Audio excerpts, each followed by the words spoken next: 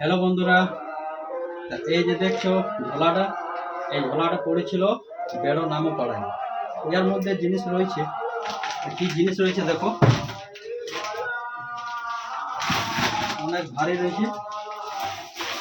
হ্যাঁ, এই জিনিসটা পড়েছিল বেড়ো নামপাড়া পঞ্চায়েতের পথে। এটা পেয়েছে একটা বয়স্ক মানুষে। এটা এই মুহূর্তে রয়েছে আমাদের দোকানে, সাইকেল দোকানে। যার বটে নিশ্চয়ই চলে আসবে, তাকে দেওয়া হবে।